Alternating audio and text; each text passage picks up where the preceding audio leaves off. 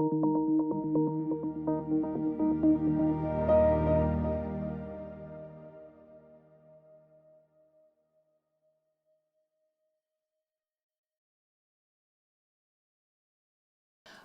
sejam bem-vindos ao Estação IFB, um podcast sobre educação, cultura e atualidades. Eu sou Bianca Oliveira, faço parte da equipe de comunicação aqui do IFB, sou uma mulher alta, parda, tenho cabelo curto, na altura dos ombros e preto, estou usando uma camiseta branca com a logo do IFB ao centro.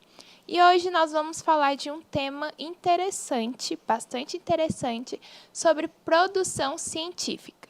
E para falar sobre esse tema, eu recebo Daniele Rosa, ela é coordenadora de publicação científica e tecnológica aqui do Instituto Federal de Brasília.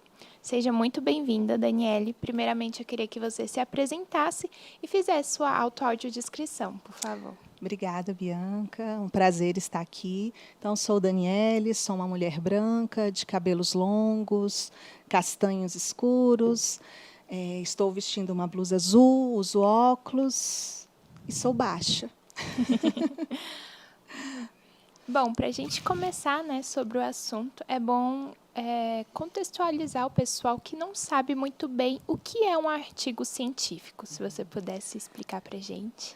É bem bacana a gente começar por esse tema, porque o artigo ele precisa ser sempre uma consequência. O artigo nunca é o primeiro objetivo.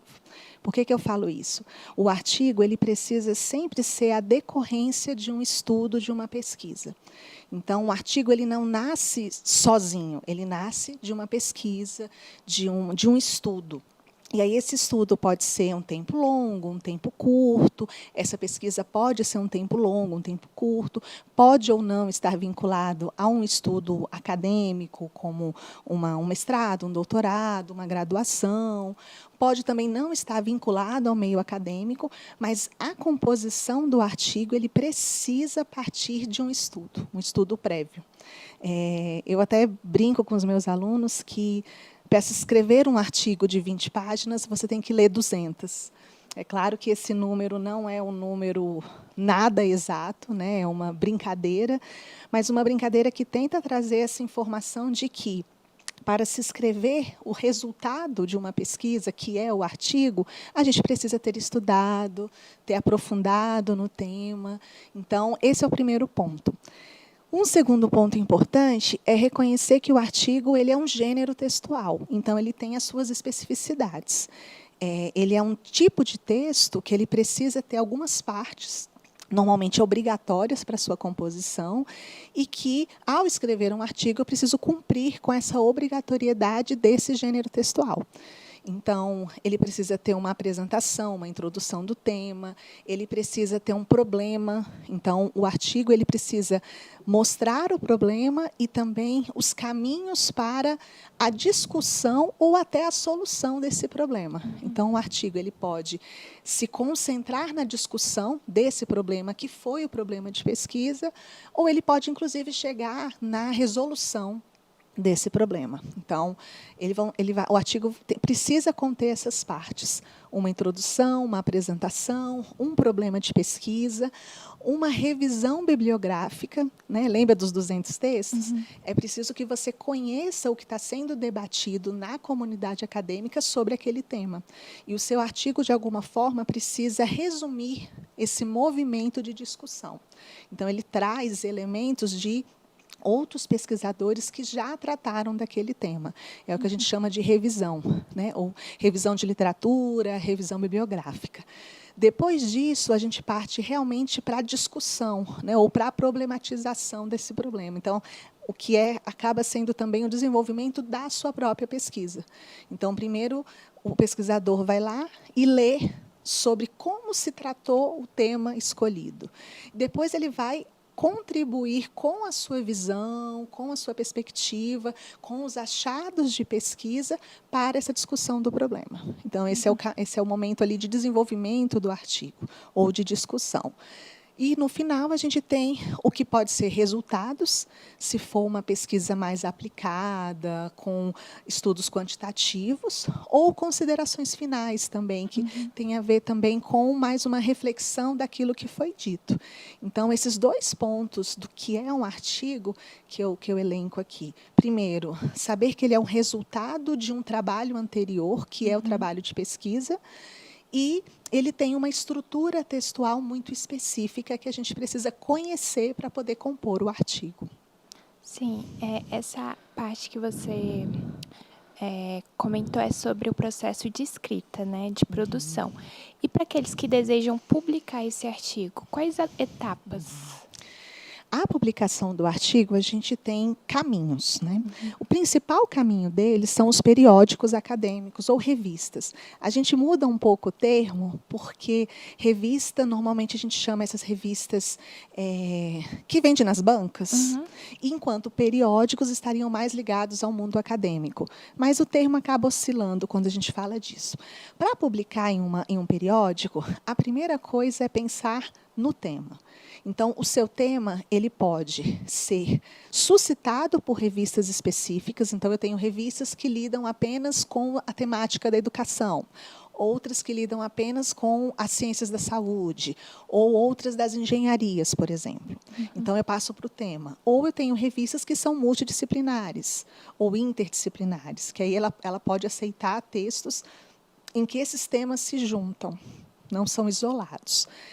Primeira coisa, então, encontrar a revista, encontrar esse periódico. Ao encontrar o periódico, todo periódico vai ter uma descrição que a gente chama de diretrizes dos autores, umas diretrizes para os autores. Então, lá vai estar tudo descrito de forma muito minuciosa como que deve ser esse artigo. Inclusive, se prefere um texto mais original, ou pode ser apenas uma revisão de literatura, quais partes esse texto precisa ter. Às vezes, os periódicos exigem que a parte de discussão seja maior do que a revisão bibliográfica, por exemplo. Então, eu preciso ter estudar realmente essas diretrizes. Além dessa parte que vai lidar mais com o conteúdo do texto, essas diretrizes vão trazer também a formatação. E isso é um ponto importante. Tem a ver até com a avaliação do artigo posterior.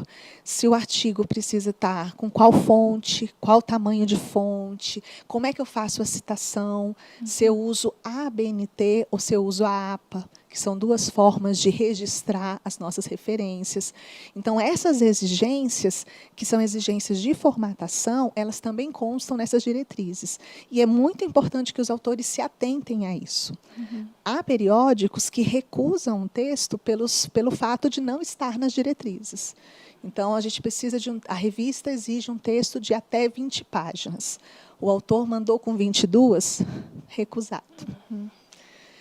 Isso tem um porquê quando a gente pensa na avaliação das revistas, mas para quem escreveu o texto é super triste, né? Um desperdício de tempo, de esforço. Então, olhar muito bem as diretrizes. Então, para quem vai publicar, pensar no tema, escolher o periódico, ler com muita atenção e seguir mesmo as diretrizes. Normalmente, elas estão, inclusive, elencadas por pontos. Então, dá para a gente fazer um checklist, por exemplo, se você cumpriu todos os requisitos.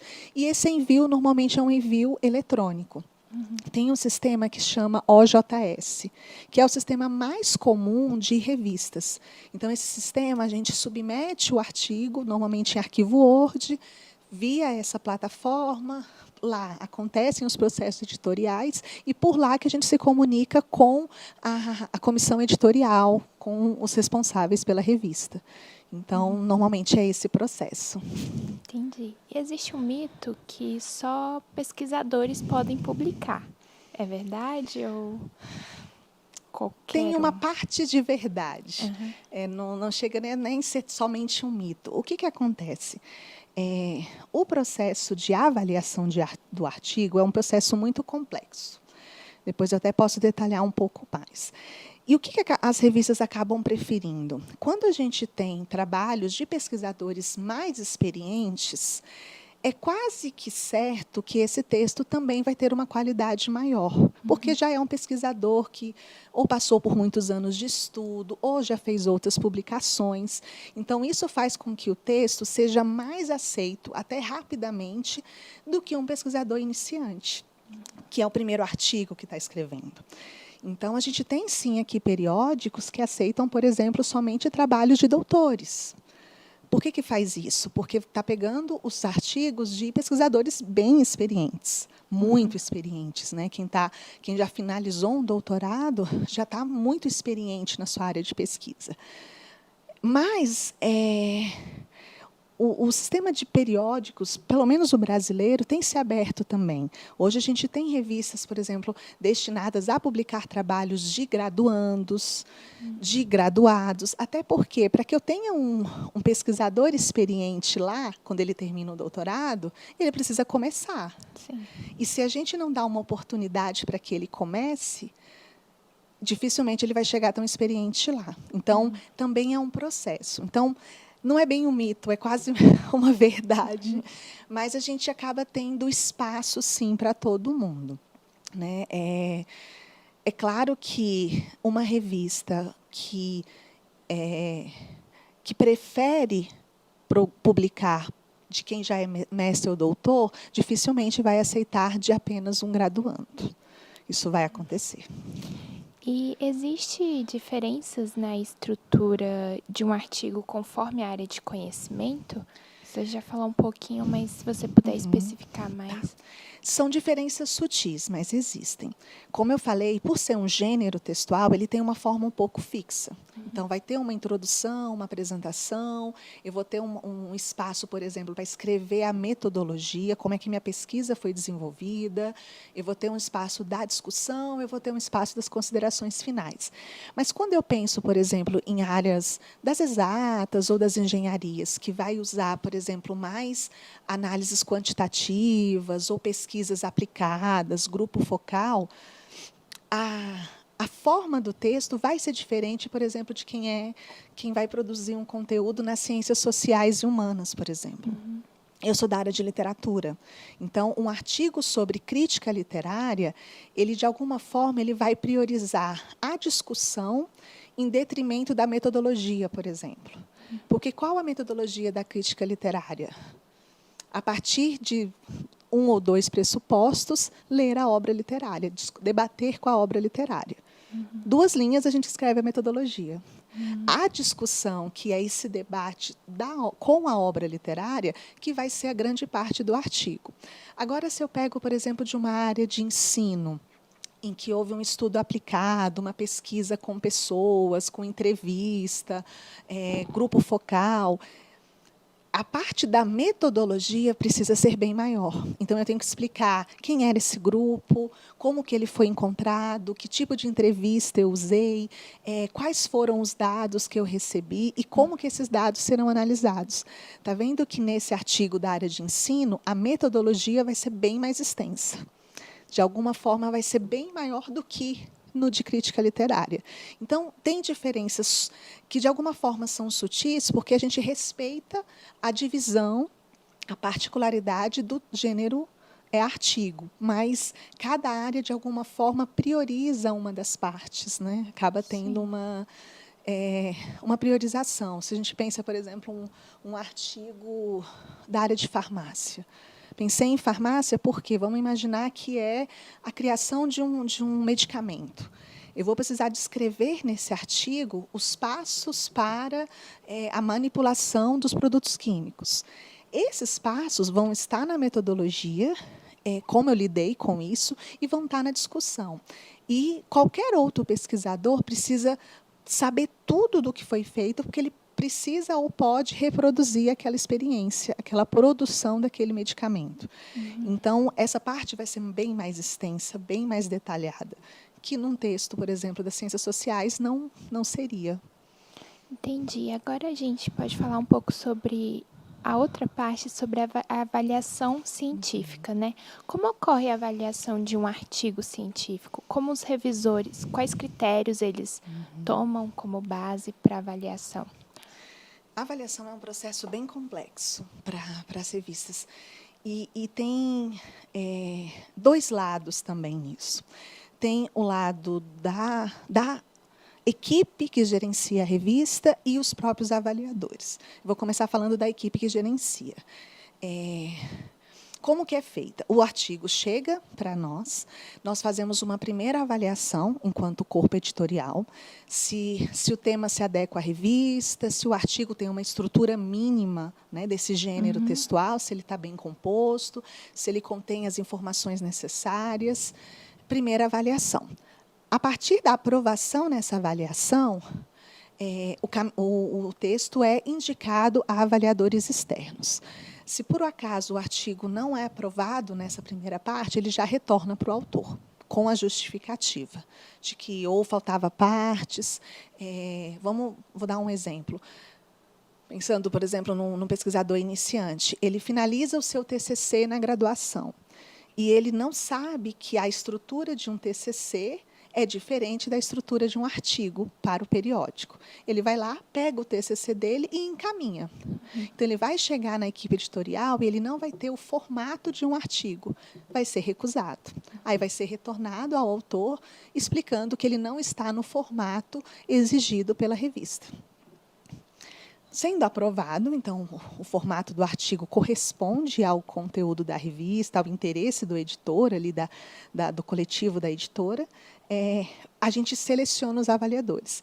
E aí é um processo difícil porque a gente precisa mandar uma série de convites a especialistas sobre o tema. Então, farmácia, nós vamos procurar pelo Lattes especialistas na área específica daquele conteúdo para convidar para que ele aceite a fazer a avaliação.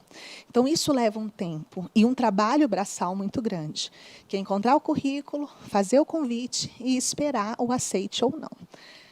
Se foi aceito, né, se esse avaliador aceitou a fazer a avaliação, aí ele recebe o texto e, normalmente, a gente prepara ou um formulário ou uma série de tópicos que ele precisa, de forma obrigatória, avaliar no texto. Então, ele vai avaliar conteúdo, ele vai avaliar a metodologia, a partir, realmente, dessa especificidade da área. Então, ele vai verificar se realmente o artigo ele não tem um erro teórico, ele não tem um erro metodológico, se ele está claro, objetivo, bem composto. A avaliação ela precisa ser feita, a gente sempre faz em pares. Isso acaba sendo uma prática dos periódicos aqui no Brasil, porque, de alguma forma, dois avaliadores eles vão conseguir, de alguma forma, elencar os pontos de melhoria ou os pontos em falha do artigo e também os seus pontos positivos. Então, aquele primeiro trabalho de envio de convite, ele é duplicado, porque a gente precisa de dois avaliadores. O resultado desses dois avaliadores é formado um relatório. Esse relatório é encaminhado para o autor. Então, o seu texto pode ser aceito diretamente. Então, os avaliadores falaram, não, é um texto bom, não há nenhum erro teórico, metodológico, o conteúdo está bem desenvolvido, pode publicar. Então, já está aprovado. Se não, se os avaliadores pedirem correções, nós encaminhamos essas correções e aí o autor vai. E, às vezes, é uma correção. Você precisa de um maior referencial bibliográfico, acrescente mais autores para você discutir. Ou, por exemplo, essa sua metodologia ela não está compatível com a sua pergunta de pesquisa, então muda a sua metodologia. E, normalmente, os avaliadores dão muitas sugestões. Então, o autor tem um tempo para corrigir e aí ele submete novamente. Esse texto volta, passa pelos mesmos avaliadores, com a aprovação, é publicado. Entendi. Processo grande, né? Grande, sim. Bem complexo também. Agora, ainda dentro dessa área de avaliação, quando alguém quer publicar um artigo, você falou que ele precisa escolher uma revista, né? E existe uma avaliação das revistas, né? Dos periódicos, como você falou, que é o QualisCaps. Eu queria que você explicasse mais ou menos o que ele é. eu acho que tudo que envolve revista vai se tornando complexo. Por quê? O Qualis periódico, que é uma avaliação que nós temos, ele não foi criado para avaliar os periódicos. Ele é uma consequência que, inclusive, a CAPES coloca como uma consequência indesejável. Por quê? A CAPES ela avalia os cursos de pós-graduação. E no Brasil, não só no Brasil, mas uma prática dos cursos de pós-graduação é terem revistas, terem periódicos que publiquem os trabalhos, não só ou até menos dos seus professores vinculados, mas da sua comunidade a partir daquele tema. Então, um programa de pós-graduação em ensino, ele vai ter uma revista, um periódico sobre ensino, que, de alguma forma, vai discutir os temas que estão envolvidos no ensino. Então, a CAPES avalia os cursos. Só que, quando ela está avaliando os cursos, os professores, os alunos, avalia-se também a revista. E ela passou a divulgar uma lista dessas revistas. Uhum. Essa lista passou a ser usada como realmente valoração dos periódicos. Então, uma revista poderia ser B1, B2, B3, B4, ou A1, A2, A3 e A4. Essa classificação ela está ligada a alguns critérios que a própria CAPES indica a partir de cada área. Então, número de docentes que publicam, número de artigos publicados, número de acessos, qualidade dos artigos. E aí esses critérios passaram realmente a, de alguma forma, preparar o caminho dos periódicos. Uhum. E tem o seu lado bom e o seu lado difícil, né? O lado bom é que, de alguma forma, ajuda as revistas a se organizarem, a pensarem suas políticas editoriais, a pensarem as suas temáticas. No entanto, se a revista não está vinculada a um programa de pós-graduação, ela pode não receber essa avaliação, porque ela, lembra, a CAPES está avaliando o curso. Uhum. Então, se ela não tem um vínculo, ela não é avaliada, ela não recebe uma nota. Uhum. Se ela não recebe uma nota, parece que ela não tem qualidade, mas não é isso. Ela pode, sim, ser uma revista com qualidade, mas não ter o Qualis. Uhum.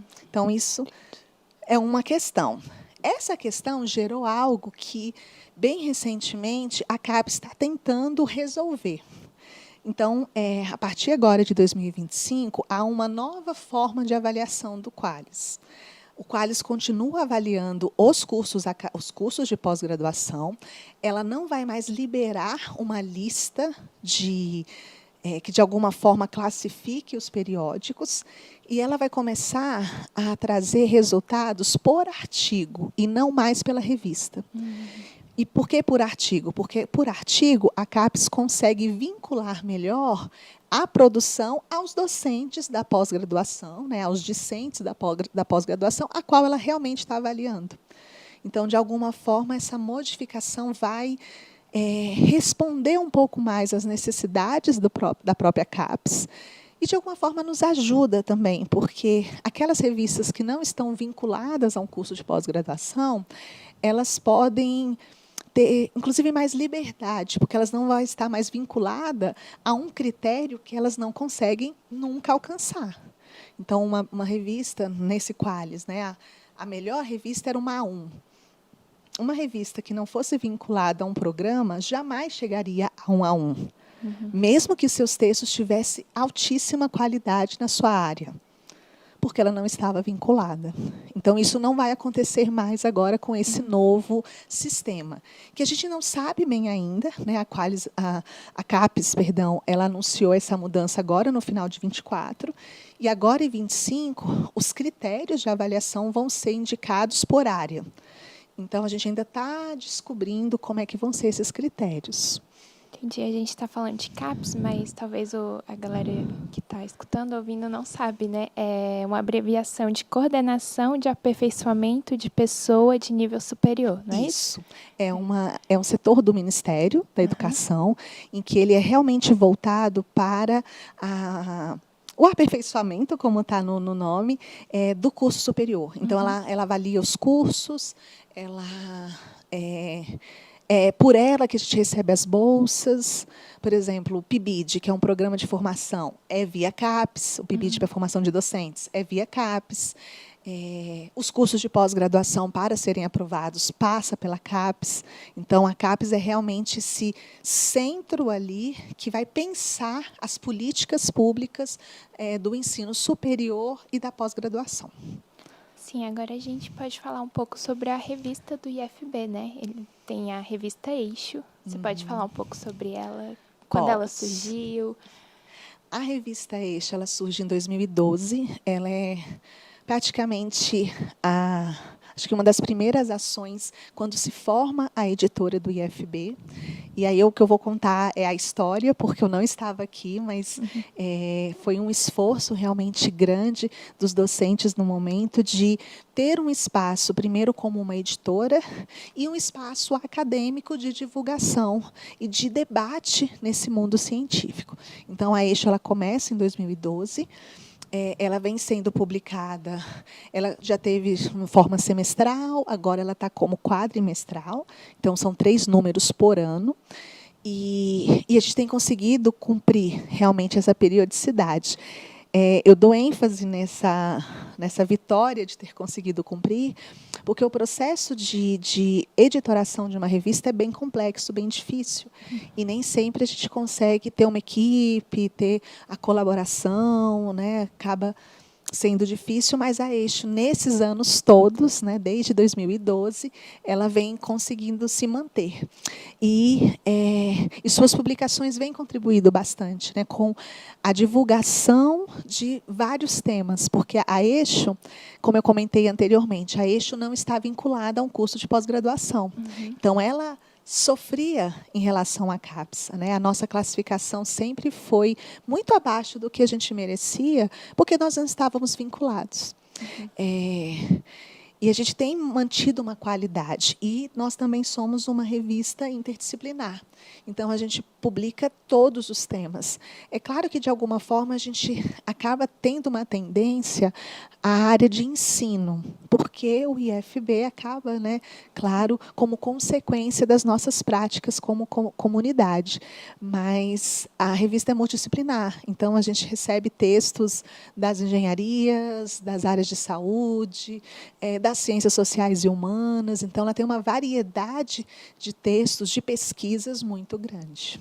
E quem pode publicar na revista? Então, a Eixo, a gente não estabeleceu. A Eixo ela tem a editora tem um conselho editorial, né? Então, a editora do IFB ela tem um conselho. Esse conselho executivo ele decide as diretrizes da editora, em consequência, as diretrizes da revista. Então, foi decidido que a revista não faria um critério prévio para submissão. Então, hoje, qualquer um pode submeter. Então, tanto se a pessoa está na graduação, mestrado, doutorado, ou, às vezes, é um pesquisador autônomo. Porque na IPT, né, na Educação Profissional e Tecnológica, a gente sabe muito desses saberes que são construídos também fora do meio acadêmico. Né, às vezes, na prática, ali na indústria, conhecimentos, saberes que são desenvolvidos ali e que não estão ligados diretamente a um espaço acadêmico. Então, na Eixo, qualquer um pode mandar o seu texto. Então, na Eixo, qual vai ser o critério de seleção para a publicação? A avaliação dos avaliadores externos.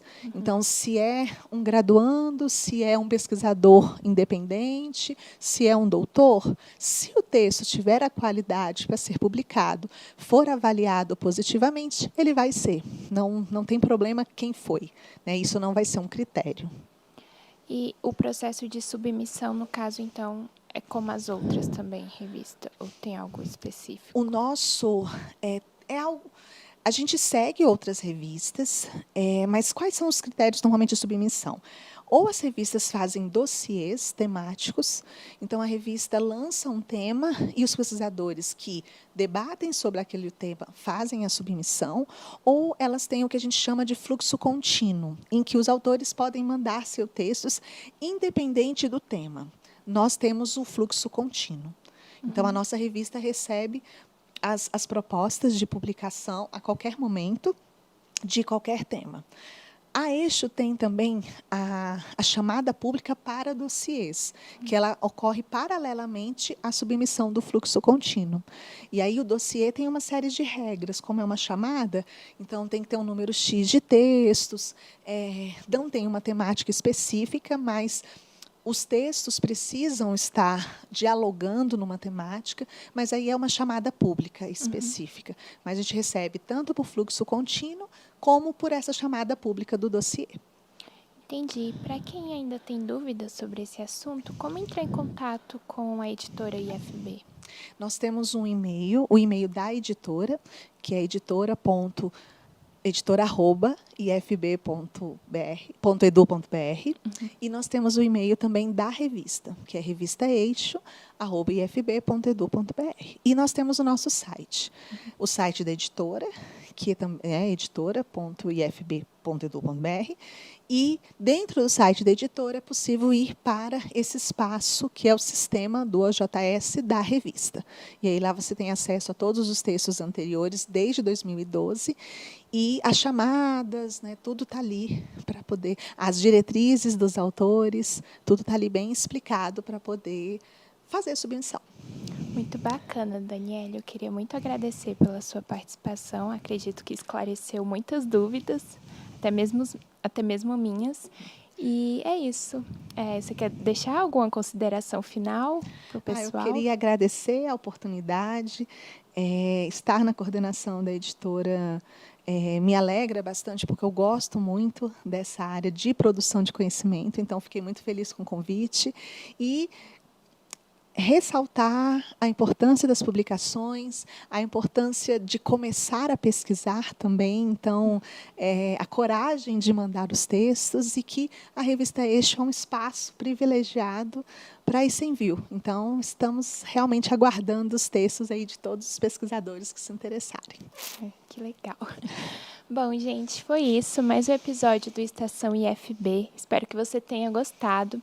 Não deixe de nos seguir em nossas redes sociais e também nos acompanhar no nosso site ifb.edu.br. É isso, até mais!